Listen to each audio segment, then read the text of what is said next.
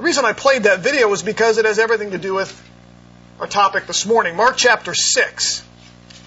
I've mentioned before that the way that Mark arranges his gospel is he groups events or situations together based on themes. And today we have this section that actually lasts for quite a few chapters. We're not going to look at it. We're going to break it. We're not going to look at it just this morning, but we're going to break it down over the next few weeks. But it's rather interesting, and it's a little difficult to see initially. But I want you to look at chapter 6 of Mark. Starting in verse 14, we have this introduction of what people thought about Jesus. In other words, Mark introduces us to this idea of who people thought Jesus was. And what's interesting about that is if you go all the way through chapter 6, in through chapter 7, and all the way into chapter 8, starting in verse 27, you have Jesus asking his disciples, who do the people say that I am? So our section starts in chapter 6 with this very simple rhetorical question, who did the people think Jesus was? And then Mark brings that to its peak or its climax in chapter 8 with Peter's confession of who Jesus is. So what we have are these two bookends. And everything in the middle of that, all the events that Mark's going to talk about now, are designed to help answer the question, who is Jesus? So it starts with King Herod and some of the people and their confusion over who Jesus was. Then we're going to see Mark share some stories like the feeding of the 5,000 and others that are used to demonstrate to the disciples who Jesus is. And then we're going to have an interaction with the Pharisees who struggled with who Jesus was. And then it's going to all come to its climax. And it's actually the first of two climaxes in the book. And it comes right in the middle of the book where Jesus comes right out and asks Peter, so who do you say that I am? And Peter's response is, you're the Christ. Now remember, there's two climaxes in Mark's gospel. One is this one, which is Peter's confession, you are the Christ. The other one is at Jesus' crucifixion when the soldier looks up and says, this is surely the Son of God. Remember, those are the 2 points that Mark is trying to prove, that Jesus is Son of God and Messiah. And so this section that we're starting today is designed to get us to the climax, where the answer is finally given in the most blatant way we can think of. Because everything up to this point has sort of been showing examples to prove who Jesus was. Now it's just going to come right out and say it. So that'll be in a couple of weeks when we get to that confession of Peter. But today we're going to look at John the Baptist. And at first we might kind of wonder how this really fits into this. And there's a number of reasons why it fits in. But at first you might say, well, how does that sort of lead us to understanding who Jesus really is as the Messiah? And we'll see that, and I'll cover that as we get to the little end. And there are a number of reasons why Mark includes this, but what we really have here is kind of a tribute to John the Baptist. He's been a somewhat minor player in the gospel, but he was a fairly major player when it came to Christ's ministry. So as we look at this, we're going to look at just verses 14 of chapter 6, down through 29. It focuses on Herod's murder of John the Baptist. Let's go ahead and break this down. I'm going to read through verses 14 through 16 to start with. As King Herod heard of it, for his name had become well known, and people were saying, John the Baptist has risen from the dead. In other words, he had seen Jesus, was wondering who Jesus was. Some people were saying John the Baptist had risen from the dead, and that is why these miraculous powers are at work in him. But others were saying he is Elijah, and others were saying he is a prophet, like the prophets of old. But when Herod heard of it, he kept saying, John, whom I beheaded, has risen. So as Jesus' reputation grew among the people, many people failed to recognize his true identity. We have a good example here. Some believed that Jesus was the resurrected John the Baptist. They had thought he had been brought back to life. Probably, better way to say it is probably thought he had been reincarnated. Others were saying that he was Elijah who had returned. Others claimed that he was just a prophet, another prophet. Didn't we hear that in the video here? Just like other Old Testament prophets. According to Luke chapter 9, Herod actually struggled with this initially himself. Turn to Luke chapter 9. We're going to do some bouncing around, comparing other gospel accounts with this. Luke chapter 9, in verse 9, some had been saying things like this. Jesus is just another prophet, or maybe he was John risen from the dead. But look at Herod's response in verse 9. Herod said, I myself had John beheaded, but who is this man about whom I hear such things? And he kept trying to see him. The example that, or the wording that Luke uses here, is that Herod initially didn't accept the people's claim that this must have been John the Baptist, because he was saying, but wait a minute, I killed John the Baptist, so this can't be John the Baptist out there preaching. However, when you jump back to Mark chapter 6, I want you to look at what he says there. Verse 16, when Herod heard of it, John, whom I beheaded, what does it say? Has risen. If you look at the Greek text, it's actually much more emphatic than that, and it would basically read something like, it was me, I'm the one who beheaded John the Baptist, so I should know that he was dead. But now he believes that somehow John the Baptist had risen from the dead. And so what we really learn from these few verses here is that Mark is beginning to start this section with this question. Who do people think that Jesus is? They had seen him performing miracles. They had seen him heal people. They had seen him cast out demons. They had seen his teaching in the synagogues. They were amazed by what they heard from him. They thought he was a wise man and a rabbi. But ultimately they struggled with the real question of who he was. They knew there was something unique about him, so he must obviously be at least a prophet, or maybe better than a prophet, maybe he was Elijah coming back, or some were thinking again that John the Baptist, this good man, had risen from the dead, and that's where Herod stood. And so from there, what we find now is that Mark takes a bit of a sidestep, if you will, and he steps out of his primary purpose at this point to give a tribute to John the Baptist. But as we'll see, this tribute to John the Baptist helps us with identifying Christ as Messiah. So let's go ahead and look at the death of John the Baptist, verses 17 through 29. First three verses, starting in verse 17. For Herod himself had sent and had John arrested and bound in prison on account of Herodias, the wife of his brother Philip, because he had married her. For John had been saying to Herod, it is not lawful for you to have your brother's wife. Herodias had a grudge against him and wanted to put him to death, and could not do so. For Herod was afraid of John, knowing that he was a righteous and holy man, and he kept him safe. And when he heard him, he was very perplexed, but he used to enjoy listening to him. So we have an introduction to John the Baptist here through the eyes of Herod. Originally, you have to understand the context behind this, originally Herod was married to another woman. It was actually the daughter of an Arab king. There was a relationship there. I believe it was his niece, if I remember correctly. But he went on a trip to Rome, and he visited and stayed with his half-brother Philip. Herodias was Philip's wife. Well, while they were there, they struck up a relationship, and ultimately Herod divorced his wife, and Herodias divorced Philip, Herod's brother. And the two of them ended up marrying one another as a result. That happened somewhere around AD 27. Other historians like Josephus write about that. Well, that was a violation of the Old Testament law. It was adultery. And so John apparently confronted Herod on this.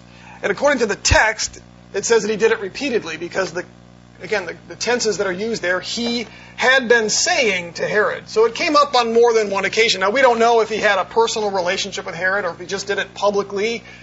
It may have been that he did it publicly because Herod was a public figure. And in John's preaching, obviously, that would have probably come up. Because Herod was a Jew, was supposed to lead the Jewish people. And so to call him out was an appropriate thing. Well, it seemed to have bothered Herodias, Herod's wife, more than it bothered Herod.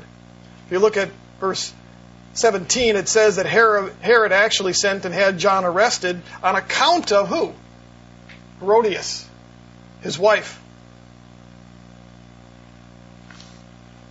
Look at verse 19. Herodias had a grudge against him and wanted to put him to death, but she couldn't do so. In other words, she didn't have the authority to do anything about it.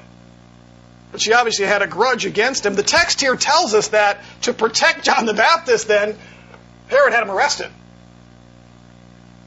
Maybe to keep him out of the hands of his wife. Well, John the Baptist is out there running around. His wife, behind the scenes, could have done any number of things to have him assassinated, to have him killed.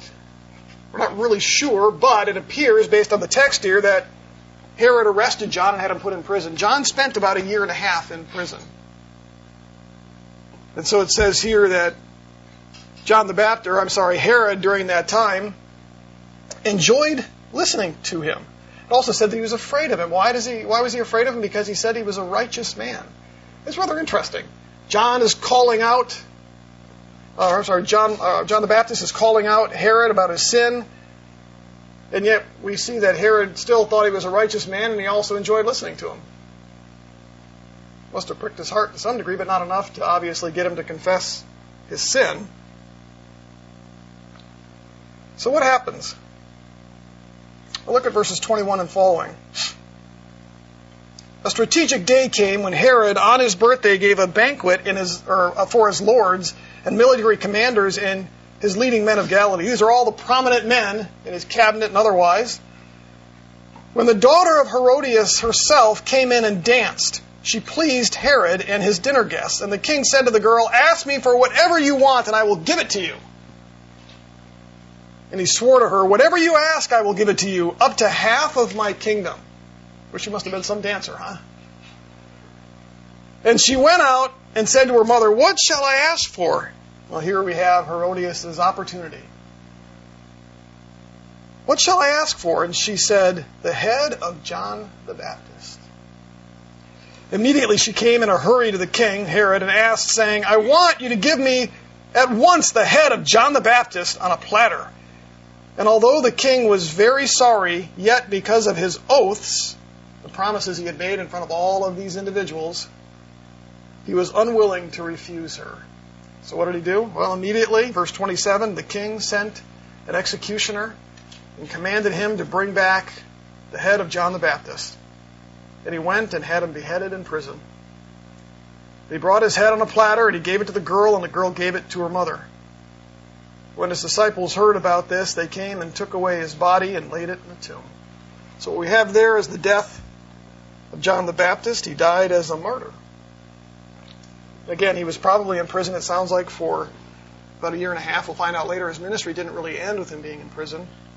But we're going to see that both his imprisonment and his death actually serve a purpose as part of God's plan.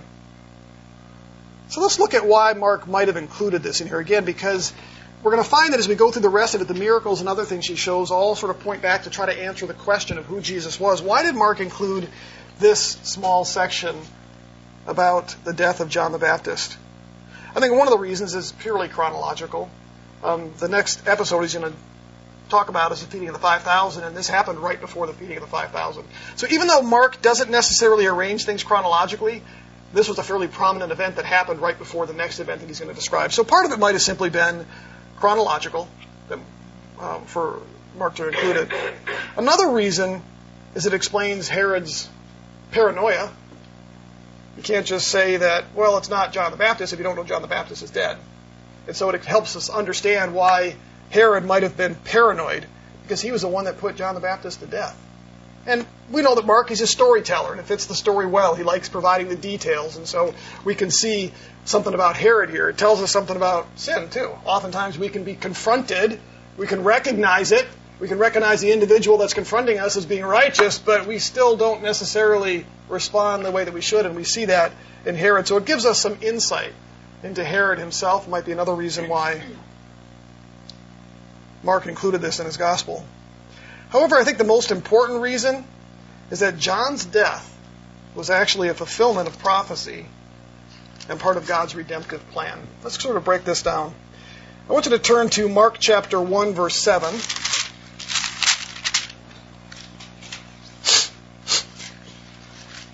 Mark chapter 1, verse 7, we have this.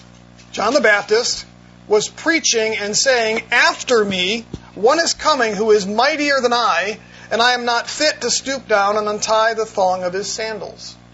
So John, from the very early part of his ministry, said that somebody would come after him that would be mightier than him. I want you to turn to John chapter 1. We're going to be bouncing around quite a bit. John chapter 1.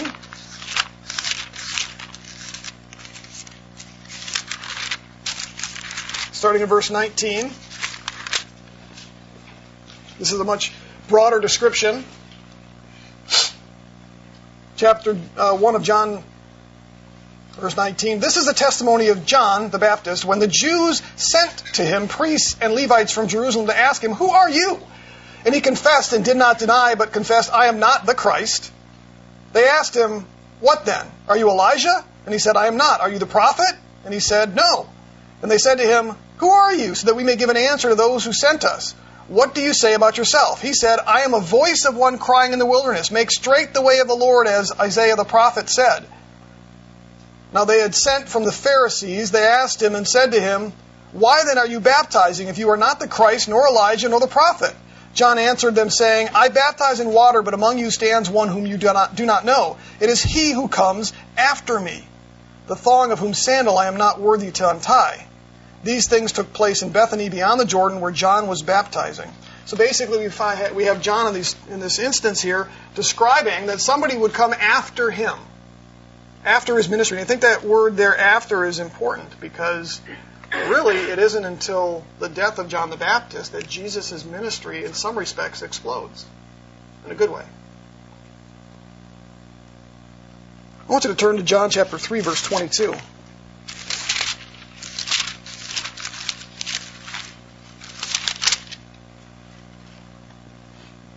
We have this episode that also reflects on this from John chapter 3. Look at verse 22. After these things, this is chapter 3 of John. After these things, Jesus and his disciples came into the land of Judea, and there he was spending time with them and baptizing. John was also baptizing in Aenon in Siloam, because there was much water there, and people were coming and were being baptized, for John had not yet been thrown into prison. So what we have here is Jesus and John the Baptist, their ministries being somewhat simultaneous. John was still baptizing, pointing people to Christ. Jesus was beginning his ministry where his disciples were baptizing people, and we have that coinciding. Therefore, there arose a discussion on the part of John's disciples with a Jew about purification, and they came to John and said to him, "Rabbi, he who is with you beyond the Jordan, to whom you have testified, behold, he is baptizing, and all are coming to him." So what we have here are John's disciples being concerned because John's ministry is starting to diminish. Some of John's disciples are going over to Jesus and his disciples. John's disciples are concerned because Jesus and his disciples are now baptizing more people than John is. So what is John's response to that? Does he change his strategy? Does he attack his opponent? It's interesting when you will find, even within Christianity today, some ministries that are bothered by other ministries growing better and faster than theirs, competing for resources, finances. What's John's response to this? Verse 27, John answered and said, "A man can receive nothing unless it has been given to him from heaven." In other words, he's saying, I didn't build this ministry. This was given to me. Something that came from God. "You yourselves are my witnesses that I said, I am not the Christ, but I have been sent ahead of him. He who has the bride is the bridegroom." In other words, he who has the he who has the church is the bridegroom, Christ. "But the friend of the bridegroom who stands and hears him," me, John, "rejoices greatly because of the bridegroom's voice. So this joy of mine has been made full. He must increase, but I must decrease." So we find John once again saying, "No, guys, this is the way it's supposed to be. I am supposed to decrease. I came before him. He now comes after me. I am supposed to decrease, and he is supposed to increase." So while his disciples are all concerned that John's ministry is starting to diminish to some degree, John's response is, "No, this is exactly the way that it's supposed to be. It's about Christ, not about me. It's not about my ministry."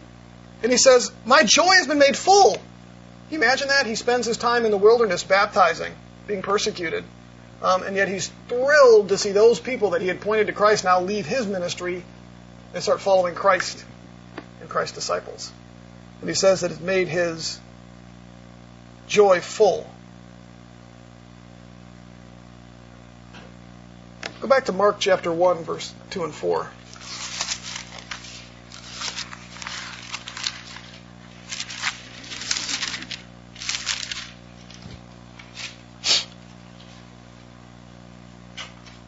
as it is written in Isaiah the prophet, Behold, I send my messenger ahead of you, who will prepare your way. The voice of one crying in the wilderness, Make ready the way of the Lord, make his paths straight. John the Baptist appeared in the wilderness, preaching a baptism of repentance for the forgiveness of sins. So John's introduction to the scene was for one very simple purpose. He was to prepare the way for Christ. That was his only job, to prepare the way for Christ. I'm going to read to you from John. You don't have to turn there, but John chapter 1, verses 6 through 8. There came a man sent from God whose name was John. He was a witness to testify about the light so that all might believe through him. He was not the light, but he came to testify about the light. There was the true light, which coming into the world enlightened every man. He was in the world, and the world was made through him, and the world did not know him. So John the Baptist was simply given that he might show people the light. Verse 15 of John 1 says, John testified about him and cried out, saying, This was he of whom I said, He who comes after me has a higher rank than I, for he existed before me. So while there was some initial overlap in the ministries of Jesus and John the Baptist, as we saw in our passage in John, God's plan all along was for John to simply precede Christ and then ultimately to give way to Christ. I think that the Gospels show us that this actually happened in two ways. The first one was in John's arrest. In other words, how was it that God planned for John the Baptist's ministry to begin to recede, to begin to make way for Christ? Well, the first one was actually his arrest by Herod. Back to Mark, if you would. Chapter 1. If you remember, the way that Mark starts his gospel is he has this prologue, it's called, and it goes down through verses 14, or up into verse 14. And it's where he talks about the ministry of John the Baptist and then the baptism of Jesus. But he begins Jesus' ministry with this statement. Now, after John had been taken into custody, after John had been arrested, Jesus came into Galilee preaching the gospel of God. So it was really at the end of John the Baptist's public ministry, where he was arrested in prison. God had removed John the Baptist in some respects from the public eye when Jesus began his real public ministry. Now, Jesus had been ministering for a little bit already. We saw him ministering at the same time as John, as we covered in the book of John. But for the most part, Jesus' public ministry really began full steam after John was taken out of the way, after John was arrested. Why is that? Well, first off, it would have limited John's scope, would it not? Now again, John was not put to death at this point. God did not eliminate him completely. The fact that Herod was still listening to him and perplexed by him indicates that John still had some preaching that he was doing, probably while in prison. So he still had a ministry. Also, Matthew chapter 11 indicates that John still had disciples while he was in prison. In fact, the last episode we see with John the Baptist is where he sends some of his disciples to talk to Jesus. And that's right before he was beheaded. So John still had a ministry, but it was much more restrictive. It was targeted primarily on a few disciples that he had left and on Herod. So the first phase, if you will, the first stage of God removing John the Baptist had to do with having him arrested, having him protected in some respects from Herodias. He was able to still continue on with some aspect of his ministry, pointing people to Jesus, but not in quite a public fashion. And so he gave way, if you will, if he diminished as he told his disciples. The second phase of that was what we have in Mark today, which is the death of John the Baptist. It's interesting that the story we have regarding John the Baptist comes shortly before his death. Matthew and John both record an event where John learns about the miraculous things that Christ is doing in prison. And that's the last thing we learn of him. I want you to turn to Matthew chapter 11.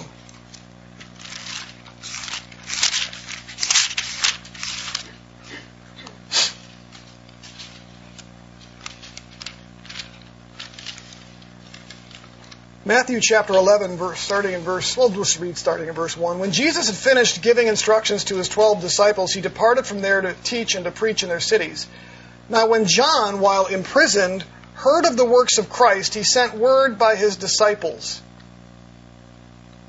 Verse 3, and he said to him, "Are you the expected one, or shall we look for someone else?"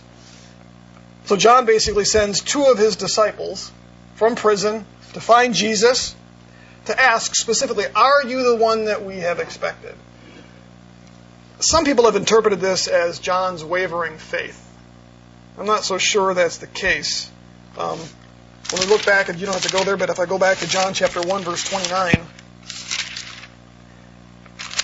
listen to these words. Is it 1 verse 29? No, actually, I'm sorry, hang on a second. Let me flip over there. Help if I was in the right gospel.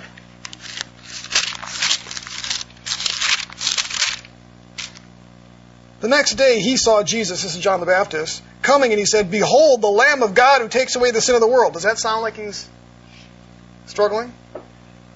"This is he on behalf of whom I said, after me comes a man who is higher ranked than I, for he existed before me. I did not recognize him, but so that he might be manifested to Israel, I came baptizing in water." John testified, saying, "I have seen the Spirit descending as a dove out of heaven, and he remained upon him. I did not recognize him, but he who sent me to baptize in water said to me, he upon whom the Spirit descends, or who is descending and remaining upon him, this is the one who baptizes in the Holy Spirit. I myself have seen and have testified that this is the Son of God." So we really learn from this that John the Baptist wasn't necessarily struggling with who Christ was. So what is it that leads him in Matthew 11 to then send disciples asking, "Are you the one?"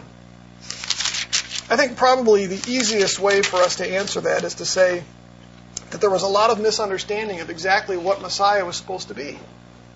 The general consensus among Jews was that the Messiah would come as this conquering hero to wipe out the Romans and establish the Davidic kingdom here on earth. And a lot of them struggled with the fact that Jesus was this mild and meek preacher and rabbi talking about the kingdom of God, but not doing too much to confront Rome. And so here John is, in prison, asking for confirmation, "Are you the one?" It's not necessarily a crisis of faith as much as it is asking for confirmation, saying it didn't really play out the way that we expected it, Jesus. I think it's also something for his disciples. It's to get a definitive answer for his disciples. The last message that John the Baptist would teach to his disciples was, yes, this is exactly who we expected to come, even though he doesn't fit what we expected. In fact, I know that this is not necessarily a crisis of faith because in verse 11 of Matthew, chapter 11, listen to what Jesus says about John the Baptist. "Truly I say to you, among those born of women, there has not arisen anyone greater than John the Baptist.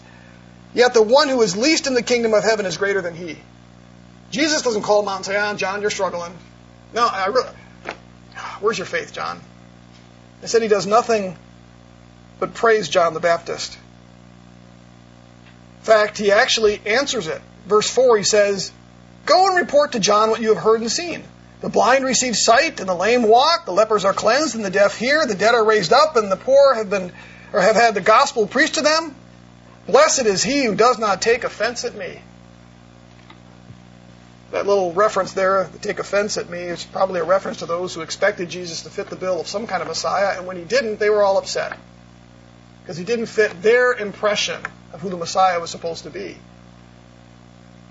So John was merely asking Jesus for personal confirmation that he was exactly who John believed him to be. Messiah and Son of God. And that's the last thing we know of John the Baptist. We have his last words recorded here, ultimately before he was put to death by Herod. So what did God do? Took him home. So what do we do with this? Again, there are a number of reasons why Mark might have included this. I think certainly one of them is to recognize John the Baptist and the role that he played. I think in many ways, this is probably God's tribute to John the Baptist. But it's not all that unusual. If you think about how many of the apostles were martyred for their faith.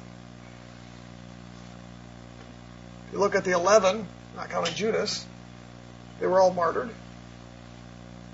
If you think about Paul, he was martyred. If you think about Stephen, he was martyred. It's not unusual. Look at the number of Old Testament prophets. We're told we don't see so much in the Old Testament, but what we see in the New Testament is that many of the other unnamed Old Testament prophets were killed. What do we do with this? A couple of things I want to just highlight about this. John was obviously a follower of Christ himself. It's pretty clear. We've seen his testimony that he was absolutely convinced that Jesus Christ was not just the Messiah, but the Son of God. But John the Baptist also fully understood his place in God's redemptive plan. He knew beforehand, at some point, I am going to diminish. My role here is to exalt the Messiah, to exalt Christ, to point people to him. It's not about me. It's all about pointing people to the Messiah. A time's going to come where I will diminish so that he can increase. And so John the Baptist fully understood his role and his function within God's redemptive plan.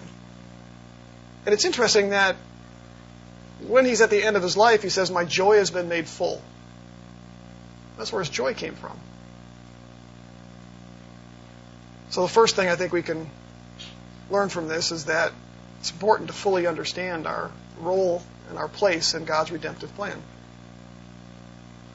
Second thing I think we can take away from this is John wasn't interested in building his own ministry or in developing his own following. Remember when his disciples came to him, all concerned because, that Jesus fellow, he's seeming to make more disciples than we are across the river. And John's response was, that's the way it's supposed to be. He wasn't interested in building his own ministry or developing his own following. Again, it was all about pointing people to Christ. I'll be real frank, I wonder about that sometimes. I grew up in an era where some pretty famous televangelists committed some pretty grievous sins. I think about Jimmy Swaggart. You guys might not remember his name. Caught in a hotel room with a prostitute. I remember his confession on television. He's weeping and the tears and everything. And, he's still preaching away. Still has a ministry. It's not that people can't be forgiven, but it's still the same ministry that it always was.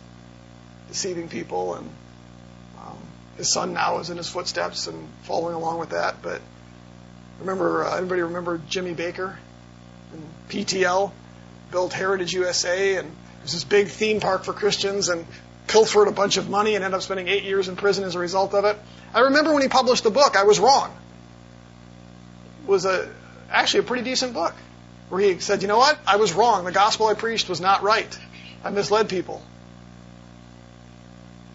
But what's he doing right now? Still got a TV ministry, still fleecing people, still teaching false doctrine. He's back in the pulpit on a regular basis. We see that over and over and over again, where ministries oftentimes are built for the sole purpose of having a ministry, for making oneself rich. In fact, Paul warned Timothy and Titus both about that. Watch out for these kind of people. I'll be real frank. I've been pastoring for, I'm guessing 30 years now. I can't remember when I graduated from seminary.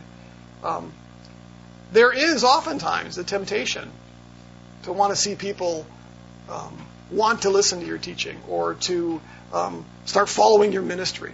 There's always that temptation. Right now, one of the fastest growing models of church planting is the multi-campus church, where you have a single head pastor and they plant multiple campuses and they beam that pastor in on a big screen.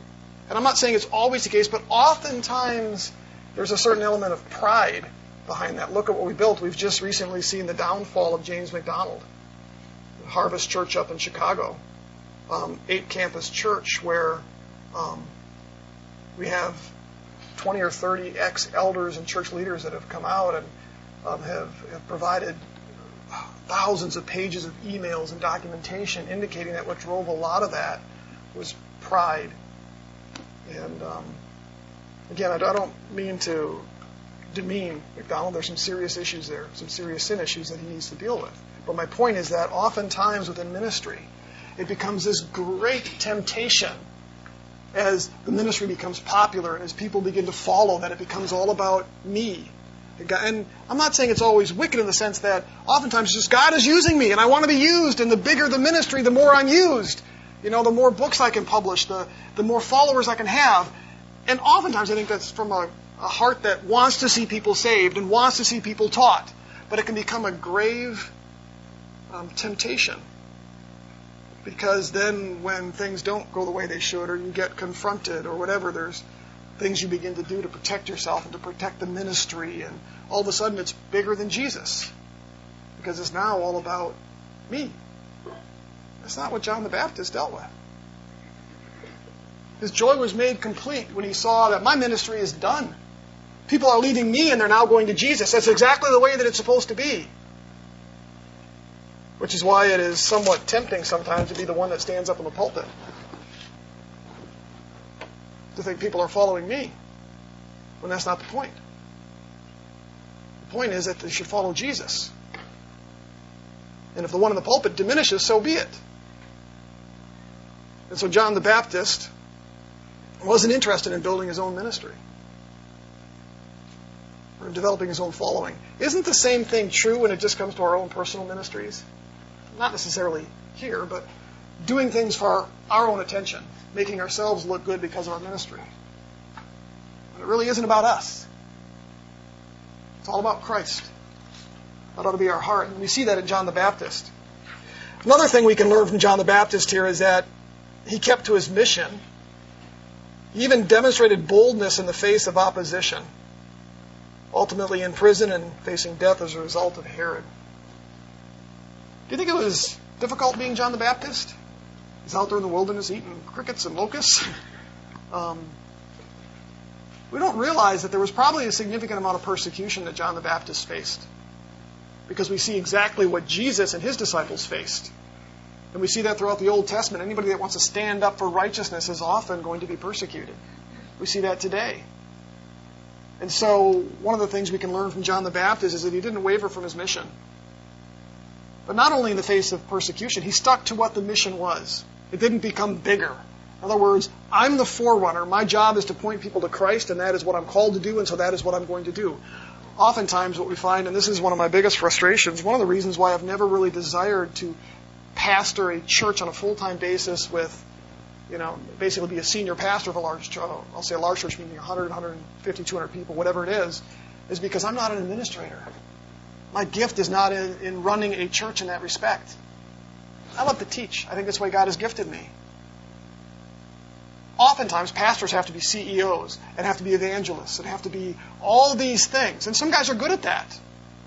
Okay? But when you take a guy like me, I'm a teacher. That's where my heart is. And so I want to stick to that mission. I don't want to have all these other things that I'm not gifted or qualified to do. That's where the body comes in. And that's why we're told in the body that God gives people the way that he does. It's not supposed to be the pastor doing everything. It's not supposed to be the pastor being the evangelist and the missionary and the budget guy and the preacher guy and developing the curriculums for the church. That's the church's responsibility. Okay?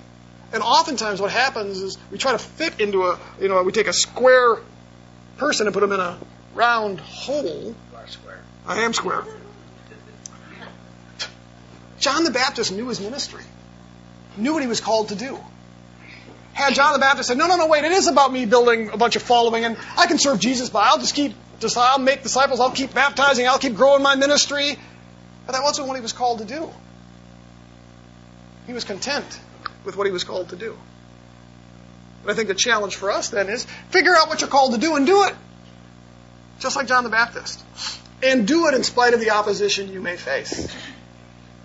In spite of the difficulties you may face. That doesn't mean you don't do things that you're not gifted in. Sometimes we're asked to step up and do things, right? We all do that. But we have to be very careful that we recognize this is what I was called to do. This is God's ministry and mission for me, and I should do it, just like John the Baptist did. And along with that,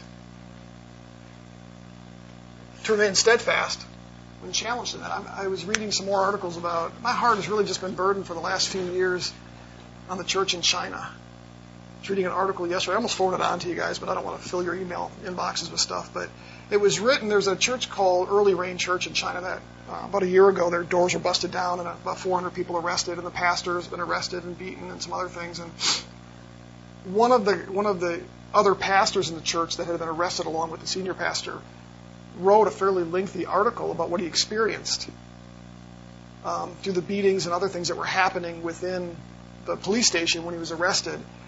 But to just see this guy rejoice in that suffering and that persecution, and it was interesting because he even said, I'm scared. I'm scared to get arrested again. But he talks at length about while I was in there and I was being slapped and beaten and dragged away, God somehow replaced my fear with peace and strength, and I could not have done it. Isn't that exactly what he promises? And yet, he gets released, and he goes back, and he's still afraid. And he's like, but I know exactly what will happen when I'm there. That fear will disappear at that moment of persecution, because that's what God promises. And so he's just like John the Baptist, stuck to his mission, even in the face of opposition. The last thing I'll share here about John the Baptist was that he was simply content to be used by God. Simply content, regardless of the consequences. He was content when his ministry was flourishing and people were coming out to the wilderness to see him, but he was also content when those same people started following Jesus. Just being content. I'll be real honest, I struggle with that, folks. I struggle sometimes with being content. I've already shared with you my own temptations. Everybody graduates from seminary, wanting to go off and be a great preacher, great teacher. We wouldn't have been in seminary if we didn't, right? And there's times where we just simply have to be content. And I've had times where I've been pastoring a small church and been content. There's been times where I've not been in the pulpit and I've not been able to teach at all for a year or two. And Steve and I, when we were at Grace, there was a time period where I felt like I wasn't doing anything. I was getting frustrated because I wasn't teaching. But I had to learn to be content until God opened up other doors for me to continue. And I look back at that now and I think, wow, he gave me a period of rest, because it's hard working a full-time job and teaching every week. And so God used that as a period of rest for me. And so I've had to learn to be content at different times, how God works and what he does with our ministries. And it's pretty clear that John the Baptist was content in his ministry with what had been assigned to him. And he saw it just that way. He said, remember, I've only got what was given to me. So he didn't hold on to it with a clenched fist. He was content with the way that God chose to use him. Overall, I would say John the Baptist was a pretty amazing human being. He wasn't perfect, obviously, but he was a pretty amazing human being. And I think, again, as we look at this, and I'll wrap it up with this, how this fits into what Mark is doing with this bigger section is, he starts off with the question again, who is Jesus? What did people think, or who did people think he was? And so he introduces us in the very beginning of our chapter today. They thought he was Elijah. They thought he was another prophet. They thought he was John the Baptist. Herod thought he was this resurrected John the Baptist. He simply uses that as a bookend. Next week he'll get into the feeding of the 5,000 and use it to sort of reveal what the disciples thought about Jesus. And then he's going to share some examples of what the Pharisees thought about Jesus. Then he's going to get us into what the disciples think about him again at the feeding of 4,000. Then he's going to get to some healings that he does and reveal to us what those people thought about Jesus. And then ultimately end up with asking Jesus the question outright, okay, let's put this to rest. Who do you say that I am? And we'll get our answer at that point. So this little bump out here, like I said, is part of that bigger picture, but more lightly knit into it, if you will. I think it's Mark saying, it's time to talk about John the Baptist as a tribute to him. John the Baptist knew who Jesus was. It's pretty clear he knew who Jesus was. And so again, it doesn't fit as tightly and neatly into the package, but it serves a purpose for us today to reveal to us this man named John the Baptist and his belief in Jesus being both Son of God and Messiah.